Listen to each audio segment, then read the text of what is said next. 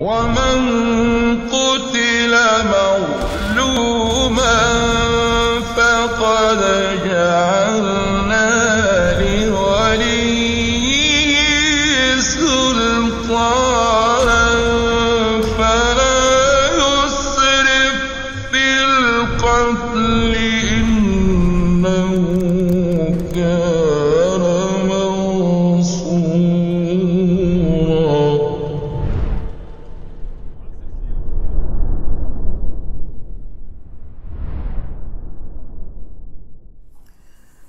Bismillahirrahmanirrahim. Assalamualaikum warahmatullahi wabarakatuh.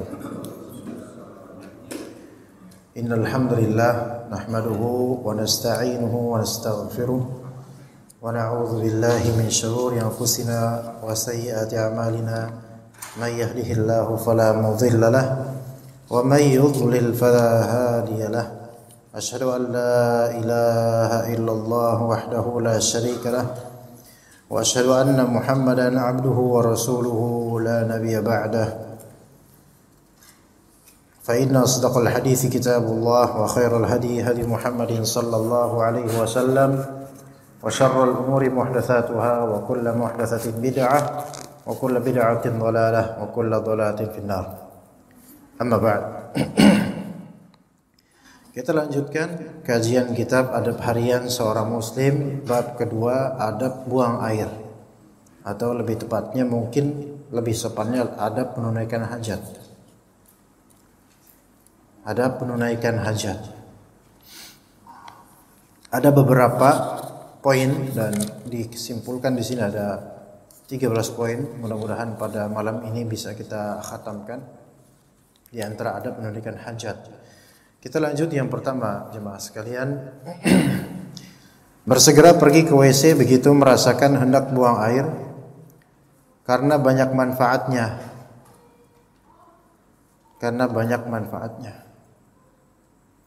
Baik dari segi agama maupun dari sisi medis.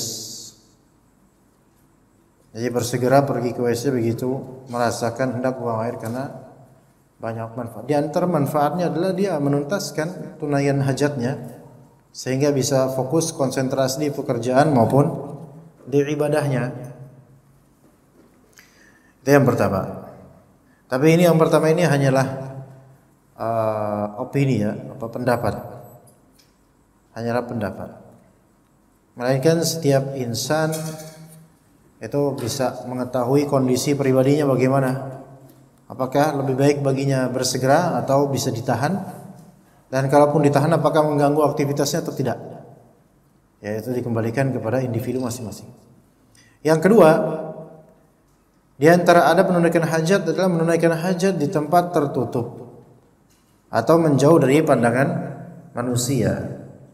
Hal ini berdasarkan hadis Al-Mughirah bin Syu'bah radhiyallahu anhu bahwa apabila Nabi sallallahu alaihi wasallam hendak buang air, apalagi apabila Nabi SAW hendak menunaikan hajat, maka beliau pergi menjauh. Ini hadis riwayat Abu Daud dan lainnya.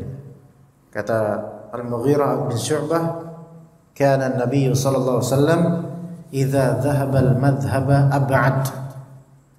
Nabi sallallahu alaihi wasallam ketika beliau dhahaba al-madhhab, ketika beliau pergi ke tempat perginya, yaitu maksudnya ke belakang, ke tempat untuk menunaikan hajat, maka ab'ad, maka beliau pun kemudian menjauh. Jadi disunnahkan memang menunaikan hajat di tempat yang jauh dengan illat dan maksud apa? Yaitu hatta la tura lahu aurah, agar auratnya tidak kelihatan. Ya. Dan kata Syekh Abdul Aziz Ar-Rajhi, wala yusma'u lahu saut, dan supaya suaranya enggak kedengaran. Ya, jadi dari hadis riwayat Abu Dawud ini atau riwayat Imam yang empat, yaitu Abu Dawud, Tirmidzi, Nasa'i, Ibnu Majah, dari Mughirah bin Syu'bah, kana Nabi sallallahu alaihi wasallam idza dhahaba al-madhhab ab'ad, beliau kalau misalnya menunaikan hajat beliau menjauh. Ada faedah di sini, yaitu diusahakan bagi orang yang menunaikan hajat walaupun di kamar mandi atau WC agar diusahakan tidak menzahirkan suaranya. Karena ilat atau sebab Rasulullah SAW menjauh ketika menunaikan hajat, sebabnya adalah agar aurat tidak tersingkap dan agar tidak terdengar suara. Ya, begitu. Dua hal ini ya. Tidak tersingkap aurat itu sudah terpenuhi di kamar mandi kita. Karena apa? Karena tertutup kalau kita dalam kamar mandi. Kalau di zaman Nabi SAW, al-khala atau tempat untuk menunaikan hajat, sebagiannya itu memang hanyalah padang pasir. Di tempat yang disebut sebagai al-baraz atau al-ard al-munkhafid namanya. Yaitu bumi yang menurun. Disitulah biasanya menunaikan hajat. Agar tidak terlihat oleh penduduk kampung, maka cari yang agak turunan. Dan itu di padang pasir. Menjauh. Kalau kita sekarang untuk satrul aurah, menutup aurat mudah karena kalau sudah ada pintu, ada tembok, mudah. Tapi untuk masalah suaranya itu yang kadang-kadang ya dizahirkan. Maka kalau bisa tidak, kalau bisa ya. Tapi kalau tidak ya qadarullah ya. Tapi itu yang kedua. Kecuali kalau WC-nya kedap suara ya bagus ya, syukurlah ya. Tapi saya pikir nggak ada, repot-repot kedap suara buat. Mendingan buat studio, buat kajian ya. Tapi yang ketiga, tidak menunaikan hajat di tiga tempat yang menimbulkan laknat manusia ketika melakukannya. Yakni pertama di tempat air mengalir. Yang kedua di jalan yang dilewati manusia. Yang ketiga tempat manusia berteduh atau istirahat dalam perjalanan. Hal ini berdasarkan hadis Mu'adz bin Jabal radhiyallahu anhu bahwa Rasulullah SAW bersabda, "Ittaqul mala'ina ats-tsalaats." Ittaqul mala'ina ats-tsalaats. Takutlah kalian terhadap tiga tempat yang menimbulkan laknat dari manusia. Yaitu al-baraza fil mawarid. Yang pertama menunaikan hajat di tempat air mengalir, aliran air. Itu pertama. Kedua, wa qari'atut tariq. Yaitu menunaikan hajat di tengah jalan yang dilalui orang. Tiga, wa dhil. Menunaikan hajat di al-dhil. Dhil itu tempat berteduh. Baik, kita rinci sini. Al-mala'in yaitu perbuatan atau area yang berbuat di dalamnya itu menyebabkan adanya laknat dari manusia. Apa itu laknat? Laknat ada dua makna. Laknat ada dua makna. Yang pertama makna umum, yang kedua makna khusus. Yang pertama makna umum, yang kedua makna khusus. Makna umum adalah laknat adalah makna umumnya adalah ad-du'a'u ala syakhsin bisyarr, yaitu mendoakan seseorang dengan keburukan. Ini laknat secara umum.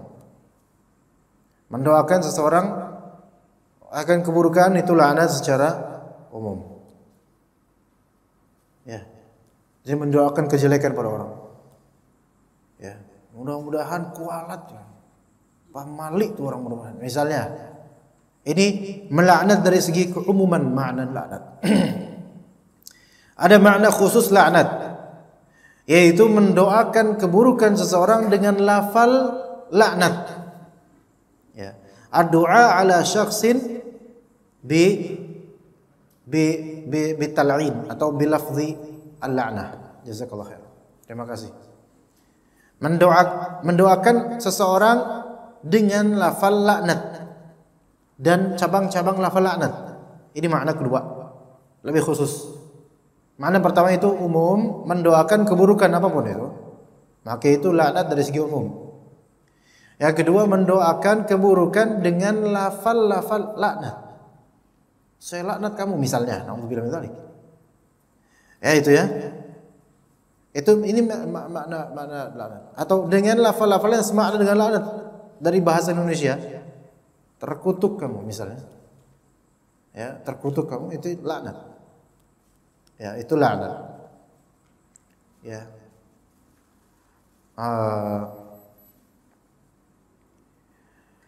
Karena laknat itu secara bahasa maknanya adalah at-tardu 'anir rahmah. At-tardu 'anir rahmah, yaitu mengusir dari kasih sayang. Itu laknat. Makna laknat adalah at-tardu 'anir rahmah, minar rahmah atau 'anir rahmah. Pengusiran dari kasih sayang. Maka makna umumnya adalah mendoakan keburukan atas seseorang, apapun keburukan itu laknat. Secara umum dari segi menjauhkan dia dari kasih sayang. Ada makna khususnya, yaitu mendoakan keburukan atas seseorang dengan lafal laknat atau yang semisal, seperti terkutuk dan semisalnya. Ya. Nah, takutlah kalian terhadap 3 tempat yang bisa menimbulkan laknat pada manusia. Yang pertama apa? 3 perbuatan yang bisa menimbulkan laknat manusia, bukan 3 tempat sebenarnya, 3 perbuatan. Ya, ini terjemahnya kurang tepat, 3 perbuatan. Yaitu pertama, menunaikan hajat fi al-mawarid, di tempat aliran air. Dan ini rincinya. Rincinya adalah kalau tempat aliran air itu dimanfaatkan manusia di berikutnya dari aliran, maka ini masuk dalam hadis ini. Adapun kalau misalnya tempat aliran air tersebut tidak dimanfaatkan manusia, maka tidak termasuk dalam hadis ini. Jadi mawarid di sini sebenarnya mawarid itu adalah sumber-sumber air. Ya, mawarid adalah sumber-sumber air. Ya. Nah, kalau seseorang menunaikan hajat di sumber air, baik kencing maupun BAB, apalagi BAB, akan kemudian mengalir itu. Ya. Dan di aliran berikutnya nanti kan orang lagi pada nyuci, ada yang mandi, kemudian tiba-tiba ada, nggak usah disebut, ya, nggak enak juga. Ya. Maka pas ngeliat itu orang nggak bakal jijik kan? Nggak mungkin orang bakal berebutan mencarinya, nggak mungkin. Ya. Maka ini siapa nih kurang ajar nih? Langsung orang apa? Melaknat dengan kalimat-kalimat kasar, kotor. Wah. Melaknat di sini bisa bermakna laknat umum. Apa artinya laknat umum tadi? Mendoakan keburukan atas seseorang. Oh iya, Pak Mali sih ini orang yang kayak gini misalnya. Amali berarti apa? Kualat. Ini kan laknat dari segi makna umum, mendoakan keburukan bagi pelaku itu. Adapun kalau misalnya dia menunaikan hajatnya di mata air atau di aliran air yang tidak dimanfaatkan manusia berikutnya, maka insya Allah tidak masalah. Hanya saja yang nggak bagus ya, nggak bagus. Misalnya dia di hutan, nggak ada orang di hutan itu. Ya, dia menunaikan hajat di sungai. Ya. Jadi perkiraan udah sampai berapa puluh kilometer juga nggak ada orang, maka nggak masalah. Pun kalau misalnya sungai itu kemudian bukan orang yang datang, nanti ternyata harimau lah, macan lah, atau binatangnya itu, binatang juga nggak bakal mikir ini kotoran siapa gitu, kata binatang nggak bakal mikir gini, nggak masalah. Atau di kali yang memang WC terpanjang. Ciliwung misalnya, ya, BAB di situ seseorang, apakah dilaknat sama orang lain? Enggak, ya karena tempatnya, karena emang udah banyak orang yang membuang kotoran di situ. Ya di situ nggak apa-apa, tapi jangan kayak nggak ada WC aja, ya, jangan. Orang berpendidikan nggak usah di situ. Ya. Jadi dilihat dari apa? Alirannya, dilihat dari alirannya. Taib. Wa qari'at at-tariq, menunaikan hajat di tengah jalan dilalui orang. Udah tahu nih jalan orang, bakal lewat orang di sini. Dia BAB di situ atau pipis di situ. Ya, maka orang bakal ngeliat, wah, ini siapa ini?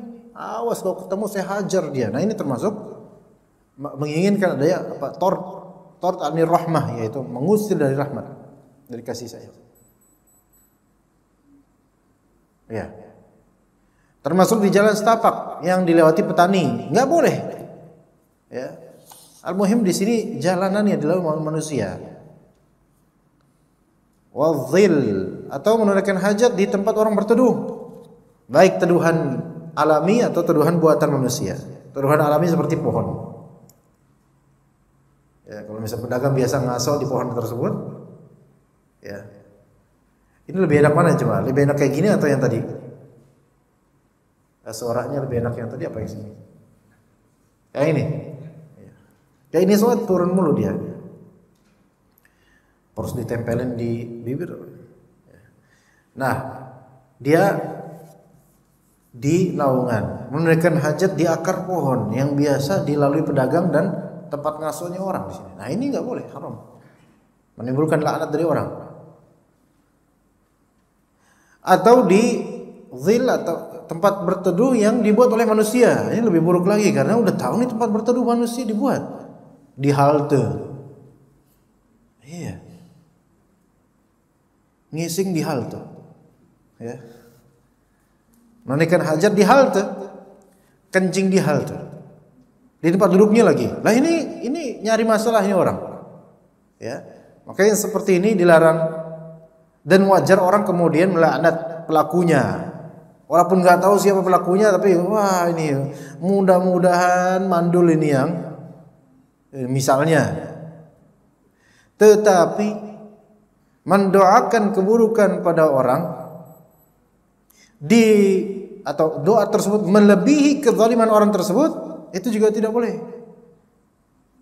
Mendoakan keburukan pada orang yang zalim dengan doa yang lebih buruk daripada kezaliman orang tersebut juga tidak boleh. Dia orang itu kencing di halte, kemudian didoakan apa? Wah, mudah-mudahan nih mati sekeluarga nih. Ya nggak boleh. Jauh banget antara pipis di tempat yang nggak layak dengan mati sekeluarga. Jauhan banget gitu. Bahkan mudah-mudahan mandul itu juga jangan, kesian. Ya. Mungkin lagi pipis ini juga pengen punya anak. Tapi yang keempat, tidak mengangkat pakaian kecuali setelah dekat dengan tanah. Hal ini berdasarkan perbuatan Rasulullah SAW dalam hadis Anas bin Malik, kana yarfa'u thawbahu idza dana minal ard. Rasulullah SAW kata Anas, kana yarfa'u thawbahu, mengangkat pakaiannya ketika pakaian tersebut mendekat ke bumi.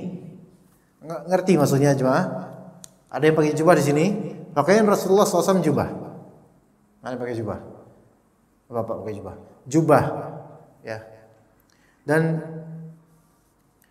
ada yang namanya thauban. Thauban itu dua pakaian, jubah dengan daleman, yaitu celana.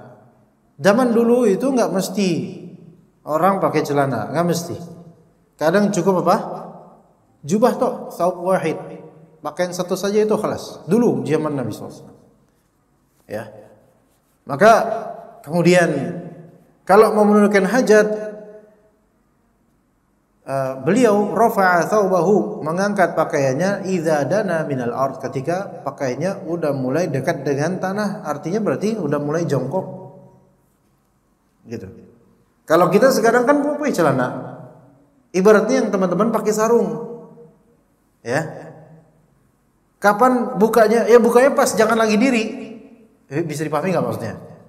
Pas diri langsung buka gitu dan nggak pakai daleman, ya nggak. Ya jadi baru mulai mengangkat ininya ketika apa? Ketika udah dekat dengan tanah dan ditutup lagi dengan jubahnya itu. Jadi nggak langsung kelihatan orang kok. Begitu seperti. Tapi ini zaman Nabi SAW pakaiannya berbeda dengan umumnya kita. Pun kalau orang sekarang pakai jubah pun pakai celana enggak? Pasti pakai celana. Celana dalam pakai juga. Maka gimana kalau mengamalkan ini? Nunggu dekat dengan tanah, nunggu dekat dengan bumi, kemudian baru buka? Enggak mesti gitu juga. Jadi ini wallahu alam, karena perbedaan busana atau metodologi BAB, ya, kalau memang benar istilah ini, ya, itu Allah alam ini tidak diamalkan oleh kita, tidak diamalkan oleh kita, ya, melainkan kalau kita masuk kamar mandi kan, itu kan langsung lepas celana, taruh gantung gitu kan ya, cantel ya, kecuali yang WC duduk, mungkin cukup sini. Tapi ana yakin orang yang biasa WC jongkok risih gitu. Celana masih di ini, katoknya masih di sini. Mesti lebih enak apa? Cantelin dulu, dah rehat habis itu nyantai. Iya. Nah, ala kulli hal yang seperti yang ini dikembalikan kepada urf, kembali kepada urf. Ya.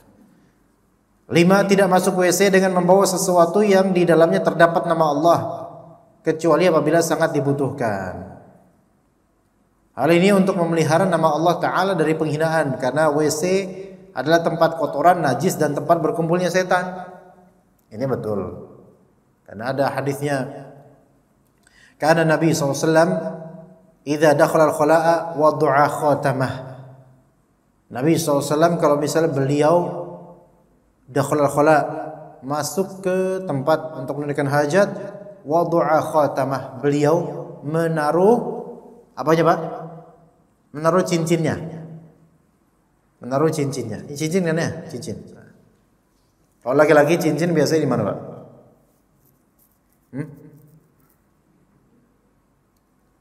Laki-laki itu sini, sini, sini. Ya. Sini 3 nih. Ini enggak. Bukan ini, bukan ini. Ya Pak ya? Sini, sini, sini. Gitu. Dan perak minimal. Enggak boleh perak maksimal, enggak boleh emas.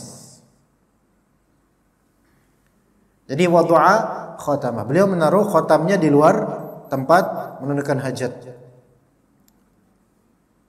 Wa kana fi khatamihi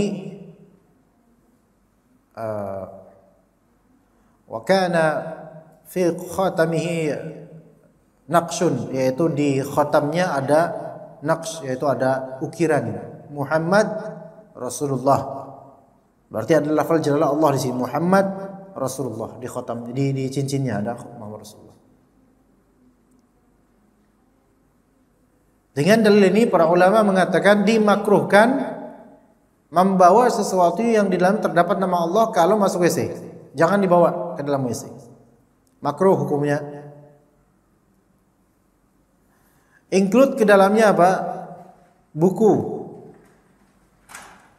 kertas yang di dalamnya terdapat lafal jalal Allah, baik lafal Latin ataupun Arab. Lebih-lebih Al-Quran mushaf. Maka para ulama mengatakan makruh hukumnya dengan dalil tadi. Karena Nabi SAW idza dakhala al-khala'a wada'a khatamah. Ya. Tetapi ada kaidah. Indal hajati tazulul karahatu. Itu kaidahnya. Indal hajah tazulul karahah. Ketika ada kebutuhan, ada hajat, maka kemakruhan itu hilang. Ini kaidah, sehingga menjadi mubah. Bahkan bisa jadi dianjurkan, bahkan lawannya. Jadi indal hajah tazulul karahah. Ketika ada hajat, kebutuhan, maka hal yang makruh hilang kemakruhannya, menjadi mubah atau bahkan bisa menjadi sunnah. Kalau misalnya di WC terminal atau WC stasiun, kita bawa tas dan di dalamnya ada mushaf, ada buku, ada kitab kajian, ada catatan, ada lafal jalalah Allah, ada hadis Nabi, ada Al-Quran. Kalau kita naruh di wastafel, ada potensi hilang nggak? Iya, ada potensi hilang. Maka ini malah hajat, ini hajat, kita berhajat. Bahkan bisa menjadi darurat, karena di antara darurat adalah hifdzul mal. Di antara maqasid syariah hifdzul mal, menjaga harta. Di dalam tas itu ada harta berharga, barang berharga. Maka dalam konteks ini tazulul karahah, kemakruhan hilang sehingga diperbolehkan untuk membawanya ke dalam kamar mandi. Lalu bagaimana? Enggak, Ustaz, ana maunya begini, Ustaz, tasnya dibawa, mushafnya ditaruh di wastafel. Ana jawab, terserah antum. Ya, dah terserah antum mau gimana, udahlah. Ya. Itu enggak apa-apa, ya. Pak Imam mau gitu fadhol. Terus pas habis keluar WC, dia lewat gitu aja, mushafnya ketinggalan wastafel, dia pulang ke rumah. Ya maka enggak usah terlalu tanatu, enggak usah terlalu berlebihan lah. Udah ya, kalau dibolehin udah selesai. Enggak usah berlebihan sampai sebegitunya banget. Ada yang mungkin bertanya, Ustaz, gimana kalau misalnya handphone? Di handphone ada aplikasi Android Al-Quran, ada maktabah, ada artikel dan seterusnya. Gimana Ustaz? Anak nggak mau Ustaz dimasukin ke kamar mandi karena anak punya aplikasi maktabah. Gimana menurut Anda? Punya aplikasi Al-Quran. Gimana? Titip di tempat, nitip HP. Iya, titip di tempat titipan barang. Nitip apa Pak? HP. Loh, dibawa aja Pak. Enggak, di dalamnya ada aplikasi Al-Quran. Orang juga bingung. Ya, nitip HP ini.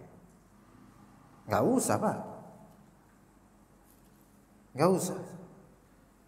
Bukan darurat juga. Aplikasi itu hanyalah sesuatu konten atau fitur dalam HP yang bisa tertutup. Enggak? Kecuali kalau antum masuk dengan membuka aplikasi Al-Quran tersebut. Sengaja, mau masuk WC nih, buka Al-Quran lah. Lah ini orang nggak bener ini. Tapi kan pasti masuk WC dalam keadaan terkunci atau mungkin kalaupun terbuka paling kan buka apa gitu kan ya? Facebook atau buka apa? Itu ya. Dan kalaupun terbuka aplikasi, maka sesungguhnya zat dari aplikasi ini dengan layarnya dan seterusnya itu tidak disebut mushaf. Walaupun disebut mushaf pun mushaf digital. Itu tidak sama dengan mushaf cetak. Kenapa? Karena mushaf digital bisa dihilangkan, udah selesai. Ini cetak ya udah gini-gini aja. Nggak bisa diganti, coba antum gini-gini. Nggak bisa, ini gede. Coba adab Hari Muslim mau ganti jadi Fathul Bari, nggak bisa. Nggak sehukum dengan mushaf dari segi apa? Dari segi zatnya, keberadaannya. Ya. Itu kalau misalnya mau disamakan. Nah, tapi berarti di sini kalau handphone boleh dibawa ke kamar mandi? Boleh. Makruh nggak? Nggak ada kemakruhan. Karena handphone tetap handphone. Iya. Walaupun di dalamnya ada 10 aplikasi Al-Quran, tetap disebut handphone. Gitu ya Pak? Iya, jadi nggak ada masalah. Nggak ada masalah. Ya. Baik. Kemudian yang keenam, dilarang menunaikan hajat sambil menghadap kiblat atau membelakanginya. Hal ini berdasarkan sabda Nabi SAW dalam hadits Abu Ayyub Al-Ansari radhiyallahu anhu, "Idza ataitumul ghaita fala tastaqbilul qiblata wa la tastadbiruha, walakin syarriqu aw gharribu." Kalau misalnya jika kalian hendak menunaikan hajat, janganlah menghadap dan membelakangi kiblat. Berarti arah kiblat nih, jangan menghadap, jangan belakangi, tapi menghadaplah ke timur dan ke barat. Ini ketika beliau di Madinah. Makanya ke timur barat. Jadi barometernya bukan timur atau barat sebenarnya. Karena beliau konteksnya ketika itu lagi kiblah itu arah selatan atau barat, selatan atau utara. Ya. Jadi bukan di masalah timur atau barat sekarang, menghadap kiblat atau enggak. Kalau kita dulu kan menganggapnya kiblat mana? Tuh di barat. Ya dulu kan gitu ya. Jadi setelah terketahui bahwasanya ada kesalahan sedikit tapi cukup fatal, ya, akhirnya tidak kita katakan kiblat di arah barat. Ya. Tapi memang lebih afdal kita bilang di mana kiblat? Ke arah Ka'bah, itu yang lebih sahih. Ya. Tapi jemaah sekalian, larangan ini hanya berlaku apabila seseorang di tempat terbuka. Di tempat terbuka.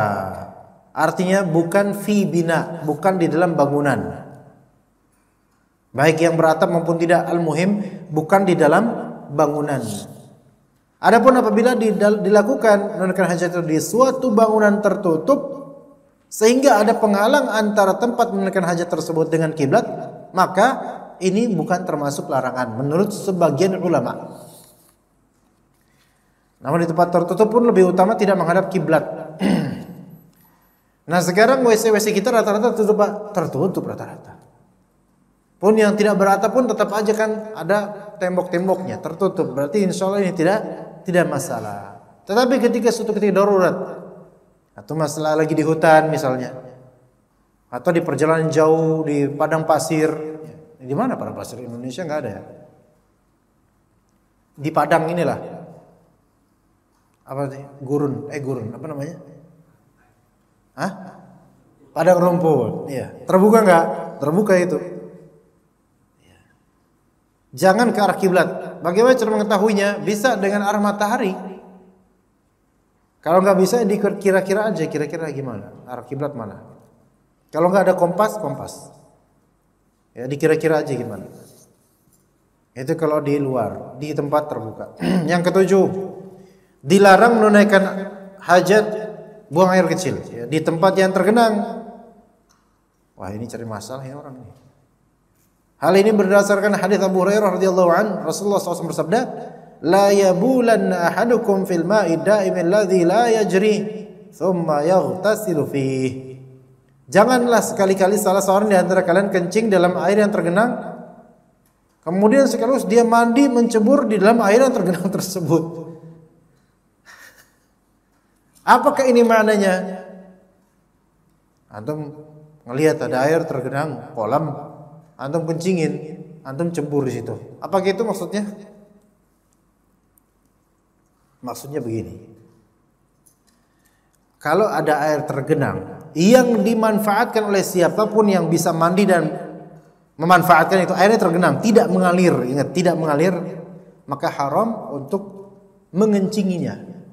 Mengencingi ini baik dari atas airnya atau mengencingi di dalamnya. Maka ini menjawab pertanyaan sebagian dari kita. Ustaz, apa hukum kencing pas lagi renang di kolam renang? Nah, ini. Ayo. Tunjuk tangan. Tunjuk tangan ayo. Yang enggak tunjuk tangan dianggap iya. Apa hukumnya kencing di kolam renang? Pas lagi berenang, pas lagi berendam. Dilihat di sini. Kalau kolam renangnya di bawah 2 kullah, maka haram karena itu akan menajiskan kolam tersebut. Menurut jumhur ulama, akan menajiskan air kolam tersebut. Kalau di bawah 2 kullah, sekian berapalah gitu ya. Kecil lah insyaallah. Anggap 1 tower gitu. Kecil itu. Kolam renang kan besar ya. Biasanya kolam renang lebih dari 2 kullah. Baik. Anggaplah kolam renang itu semasjid ini. Alhamdulillah. Apa hukumnya kencing di dalamnya? Dilihat mengalir atau tidak kolam renang tersebut. Ya. Ada kolam renang yang mengendap gitu aja. Ada kolam renang di area-area alami, mengalir dari mata air dan ada tempat keluarnya majronya, atau tempat keluarnya air ada. Kalau misalnya airnya mengendap gitu aja, dilihat apakah akan ada yang memanfaatkan air itu, baik berenang atau minum atau apa. Kalau ada yang memanfaatkan, nggak boleh, tetap nggak boleh, ya, tidak beradab. Tapi kalau misalnya kolam renang tersebut adalah dari mata air atau mengalir dari sungai, dialirin ke situ kemudian mengalir lagi ke sungai, maka ini boleh enggak? Boleh asal silent. Ya. Iya. Ya jangan diumumkan. Aku kencing loh gitu ya. Ini dalam kondisi la yabulanna, ada kemudian sekali-kali seorang kencing ya. Bagaimana dengan BAB? Nah itu ya. Karena BAB nggak bisa disembunyikan zatnya dan warnanya, maka ini dimanapun haram. Iya. Karena dia lebih ghalidh, lebih besar gitu loh ya, namanya buang air besar. Nggak usah diterusin deh ya, digambarin aja di pikiran masing-masing. Yang ke-8, Dimakruhkan menggunakan tangan kanan ketika cebok atau ketika memegang kemaluan. Makruh menggunakan tangan kanan baik ketika cebok atau ketika memegang kemaluan. Megang doang. Mungkin ada hajat, mungkin gatel gitu. Ya, atau megang tok, ya. Enggak ada yang dipegang, akhirnya dipegang kemaluannya. Enggak boleh dengan tangan kanan. Hal ini berdasarkan hadis Abu Qatadah radhiyallahu anhu. Rasulullah SAW bersabda, "La yumsikanna ahadukum dzakarahu bi yaminih wa huwa yabul, wa la yatamassah minal khala'i bi yaminih." Jangan sekali-kali salah seorang di antara kalian menyentuh kemaluannya dengan tangan kanannya ketika sedang buang air kecil. Dan janganlah ia cebok dengan tangan kanan. Nyentuh ketika sedang buang air kecil, ketika ini laki-laki ya, ini laki-laki ya. Gimana? Enggak usah dijelasin ya. Pipis baik duduk ataupun diri misalnya. Kan kalau laki-laki butuh apa? Memegang kemaluannya ya. Pakai tangan apa? Kiri. Tangan kiri. Nah, ketika cebok harus dengan tangan kiri. Ya. Dikiaskan dengan itu, menyentuh di luar konteks pipis dan cebok juga dengan tangan kiri. Makruh dengan tangan kanan. Kecuali yang tadi kaidahnya indal hajati tazulul karaha. Kalau ada kebutuhan maka hilang kemakruhan. Misalnya kalau tangan kirinya lagi buat apa misalnya, atau tangan kirinya lagi sakit, terus kemaluannya mungkin gatal, dia garuk-garuk dan pakai tangan kanannya, maka itu boleh karena ada kebutuhan. Taib ke-9, disunahkan kencing sambil jongkok. Walau dibolehkan sambil berdiri boleh, akan tetapi pada dasarnya asalnya dianjurkan lebih ke jongkok. Berdasarkan perkataan Aisyah radhiyallahu anha, jika ada yang menceritakan bahwa Rasulullah SAW buang air kecil sambil berdiri, maka janganlah kalian membenarkannya, jangan percaya, kata Aisyah.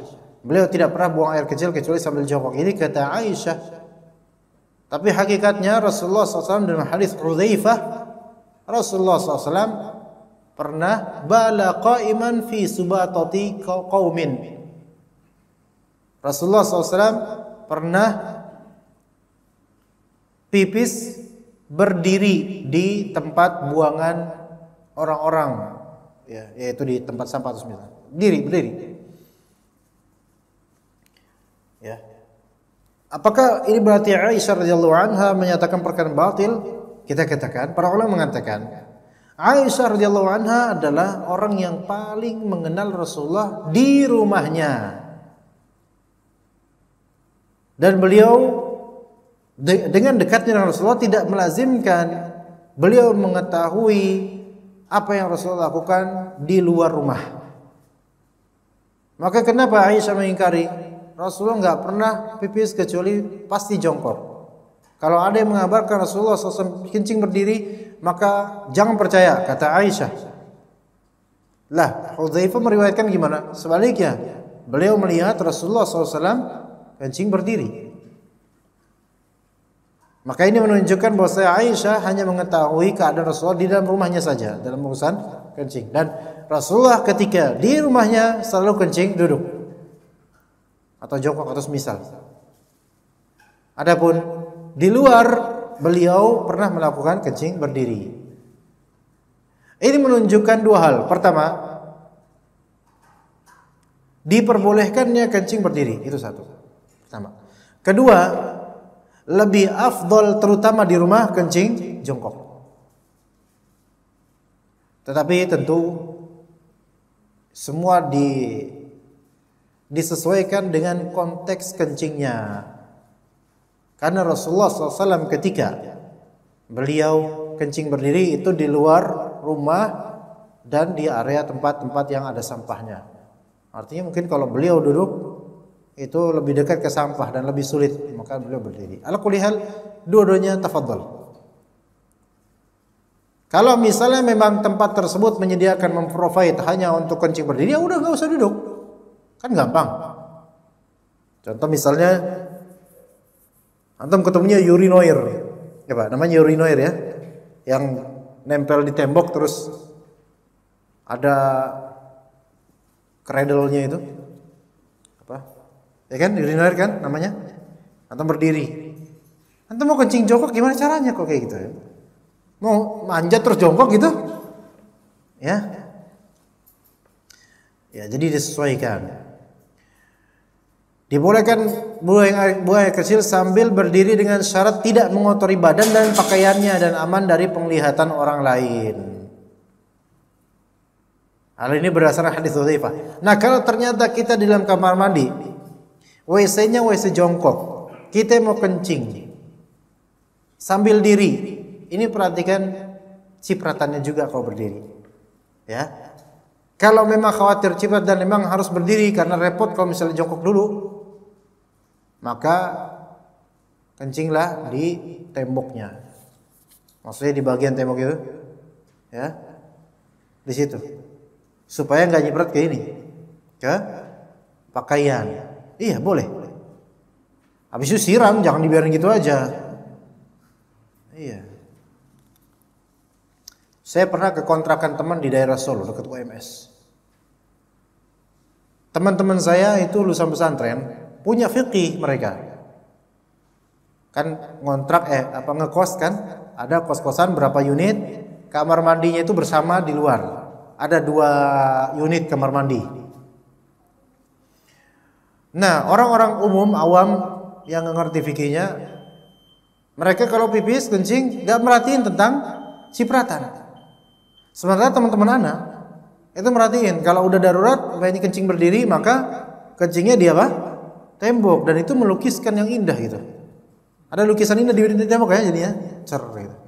Nah, teman-teman yang awam ini yang nggak ngerti ilmunya, mereka marah. Ini kencing di tembok ya gitu kan. Jadi kan kerasa itu tembok tuh pipis semua itu. Jadi padahal disiram. Akhirnya kemudian ana menemukan tulisan tahdzir ya. Sebagaimana orang-orang yang jahil ya. Yang kencing di tembok berarti dia anjing, dibilang gitu dia. Kira-kira yang gini gimana? Boleh nggak kemudian kita tetap kencing di tembok? Tetap boleh. Karena ini menghindari larangan syariat yaitu terciprat. Kecuali kalau masalah buang sampah sembarangan. Yang buang sampah di sini adalah monyet gitu, ini baru jangan ya, karena ada tempat lain yang untuk dibuat buang sampah. Kita lanjutkan insyaallah ba'da adzan. Sallallahu ala nabiyina Muhammad wa ala alihi washabbihi ajma'in. Fadhal. Oh iya 3 menit ya? Lupa lagi ana. Kita lanjut sedikit lagi. Afwan lupa terus ana sini. Coba besok-besok ditulis ini. Afwan 3 menit dulu yang gitu. Iya taib. Lanjut. 10. Dimakruhkan berbicara ketika menunaikan hajat, kecuali apabila sangat diperlukan. Ini berdasarkan hadis Ibnu Umar radhiyallahu anhuma. Dan juga dalam kitab Tuhfatul Muhtaj karya Ibnu Hajar Al-Haytami dimakruhkan berbicara ketika menunaikan hajat walaupun bukan zikir, bahkan walaupun raddus salam, menjawab salam itu makruh. Iya. Tapi ngapain juga ya orang salam di kamar mandi ya? Misalnya kamar mandi ngantri nih, ada orang di dalamnya, tok tok tok tok, assalamualaikum. Hah? Dia jawab nggak mau orang dalam? Hah? Langka. Kalau ada gimana Pak? Dijawab nggak Pak? Antum jawab dengan, ya akhi, dilarang dalam hadis riwayat Ibnu Umar dan juga dalam kepanjangan. Kenapa nggak sekali bilang waalaikumsalam aja udah selesai kan? Iya. Juga dalam kitab Tuhfatul Muhtaj dikatakan begini, wah ceramah antum. 11. Dilarang menggunakan tulang atau kotoran binatang yang sudah kering sebagai alat untuk istijmar, istinja dengan batu. Dan disunahkan melakukan istijmar, yaitu istinja dengan batu sebanyak 3 kali. 3 kali itu kalau misalnya sudah cukup. Kalau ternyata enggak cukup, masih merasa banyak ini sisanya, maka ya jangan 3 kali, lebih dari itu. Usahakan ganjil. Hal ini berdasarkan hadis Salman Al-Farisi radhiyallahu anhu yang mengatakan bahwa Rasulullah SAW melarang istijmar dengan batu kurang dari 3 buah.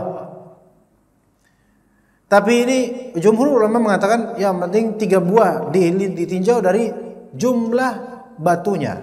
Sebagian ulama tidak menilai dari jumlah batunya, melainkan menilai dari titik atau masahat atau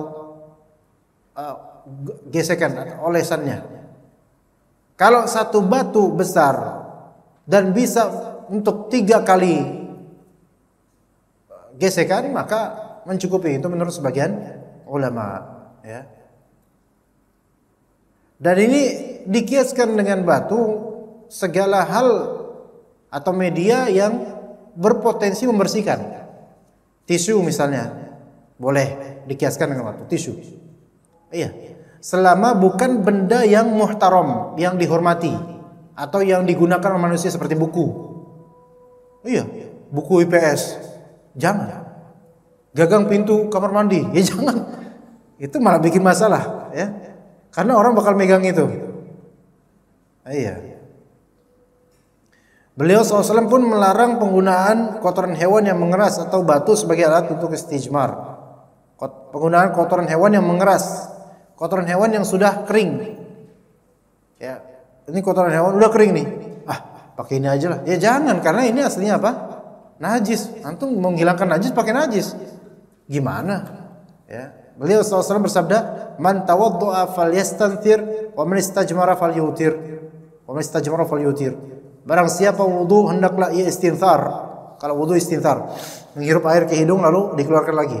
Dan barang siapa yang istijmar, maka hendak istijmar itu dengan batu atau dengan tisu atau semisalnya. Maka ia melakukannya dengan ganjil bilangannya. 3 minimal atau 5, 7, 9 seterusnya. Gimana Pak? Kalau tafadhal di azan itu.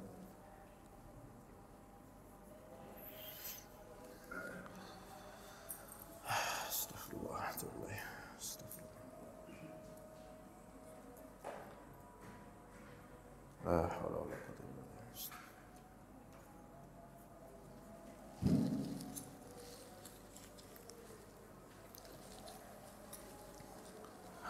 Allahu akbar.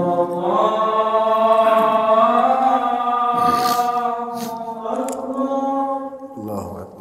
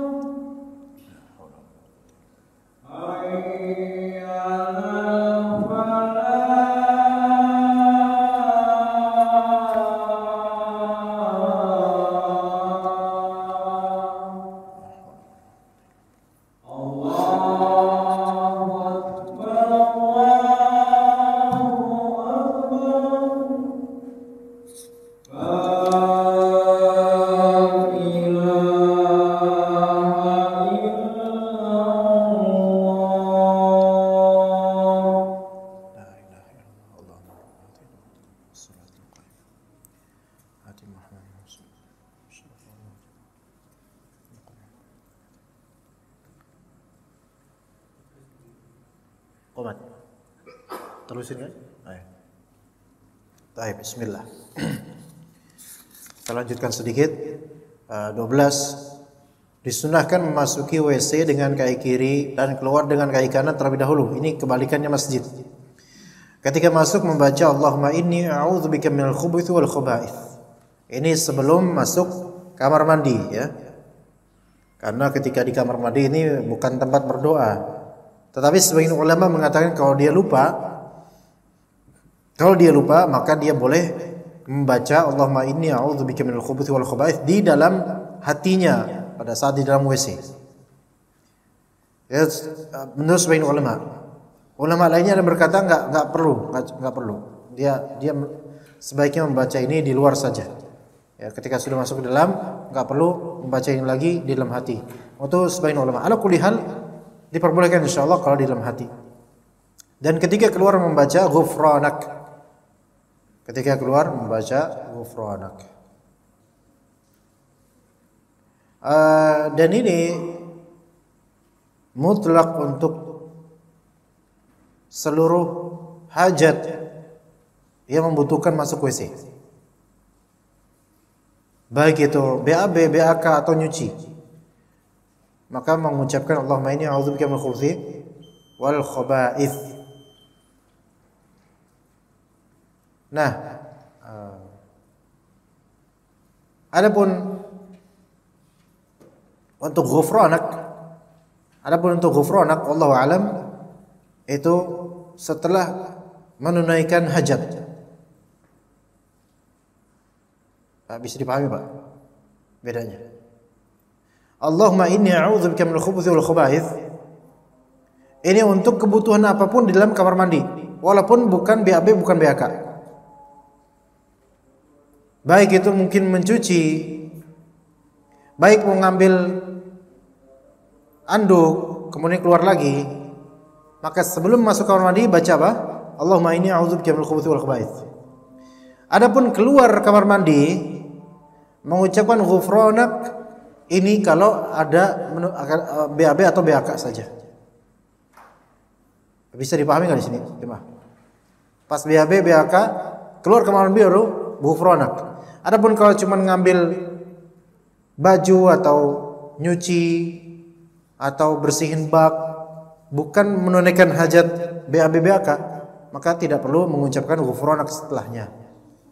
Karena konteks ghufranak ini untuk buang air. Adapun konteks Allahumma inni a'udzubika minal khubuthi wal khaba'ith itu karena apa? Karena ini kamar mandi, karena ini tempatnya setan gitu loh itu. Itu bedanya. Nah, kalau seseorang setelah BAB walaupun bukan di kamar mandi atau BAK walaupun bukan di kamar mandi, dia di salah satu tempat atau sudut yang itu bukan kamar mandi, bukan WC, bukan tempat buang air, tapi karena kebelet, maka setelah itu dia ucapkan ghufranak. Taib, kalau misalnya suatu tempat di terminal di pojokan terbuka, bukan WC umum namanya, tetapi kebanyakan banyak manusia yang menitipkan kotorannya di situ, kencing di situ. Tampak di tembok itu banyak lukisan-lukisannya. Maka antum ke situ baca apa? Allahumma inni a'udzubika minal khubuthi wal khaba'ith, karena ini semanzila dengan kamar mandi dari segi apa? Dari segi biasanya orang menunaikan hajat di situ. Bisa dipahami ya jemaah di sini itu ya. Di terminal kan kadang-kadang gitu tuh. Di sudut-sudut yang bau itu loh. Itu antum baca Allahumma inni a'udzubika minal khubuthi, karena itu tempatnya setan di situ karena kotor. Setan suka di situ. Walaupun antum bukan untuk menunaikan hajat di situ, melainkan lewat, sekedar lewat gitu. Ya Allahumma inni a'udzubika minal khubuthi. Ini karena ini udah masuk ke dalam area yang biasa orang pipis atau BAB di sini secara terbuka. Begitu ya. Apakah perlu kemudian antum baca ghufranak? Enggak, karena antum cuma lewat. Taib yang ke-13 terakhir, mencuci kedua tangan setelah menunaikan hajat. Hal ini berdasarkan hadis Abu Hurairah radhiyallahu an bahwa setelah istinja Rasulullah SAW menggosokkan tangannya ke tanah, dan dalam satu riwayat beliau mengusapkan tangannya ke tanah ketika itu. Ya, tapi sekarang boleh mencuci dengan air. Ya, karena kita ya nggak bisa juga kalau misalnya kita habis BAB terus udah basah tangan kita, kita keluar nyari tanah. Enggak seperti itu juga. Dikiaskan dengannya pakai air nggak masalah. Air yang ada di kamar mandi. Karena di kamar mandi nggak ada tanah. Ya. Wallahu a'lam. Taib. Untuk materi cukup itu, insyaallah jika ada pertanyaan dipersilahkan. Ada? Kalau tidak ada komat. Bismillah. Ya, silakan. Waalaikumsalam warahmatullahi wabarakatuh.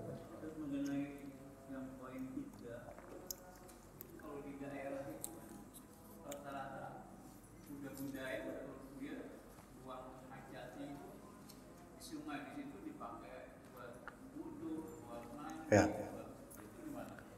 Iya, pertanyaannya kalau di desa-desa banyak yang melakukan hajat di sungai ya, baik di WC apung, WC terapung atau ya. Dan ternyata itu nanti bakal dipakai buat mandi atau apa. Ketika airnya mengalir deras Pak, itu nggak masalah insyaallah. Karena potensi ketemunya gimana Pak ngomongnya? Ketemunya antar manusia dengan kotoran manusia lainnya itu potensinya insya Allah kalau air deras potensinya sedikit gitu. Tapi kalau misalnya sungai kecil dan potensi ketemunya itu ada, maka ini menyebabkan laknat gitu. Jadi dilihat dari size ukuran atau dilihat juga dari debit airnya. Begitu Pak. Seperti itu. Jadi nggak masalah kalau emang deras atau lebar. Begitu. Kayak misalnya Sungai Kapuas. Kan lebar Pak, yang pernah Kalimantan. Atau sungai lebar apa yang di kita ini jemaah? Di Jakarta, Jabodetabek. Kalimalang? Enggak Pak, itu malah kecil itu. Itu got itu malah itu. Udah dipangkas semua. Ini Sungai Kapuas lebar banget tuh Pak. Atau sungai lainnya Musi dan seterusnya. Itu BAB di situ berefek nggak ke orang nyuci di 2 km ke depan? Enggak berefek. Dicari juga susah, ya kan? Iya, dimakan ikan, gitu kan? Dimakan ikan. Seperti itu juga nggak masalah, insyaallah. Ada lagi jemaah yang bertanya? Kalau tidak ada kita cukup sampai sini nih. Cukup insyaallah. Jelas semuanya ya, karena ini rutinitas harian ya. Wassallallahu ala nabiyina Muhammad wa ala alihi washabihi ajma'in. Subhanakallahumma bihamdika asyhadu an la ilaha illa anta astaghfiruka wa atubu ilaik. Wassalamualaikum warahmatullahi wabarakatuh.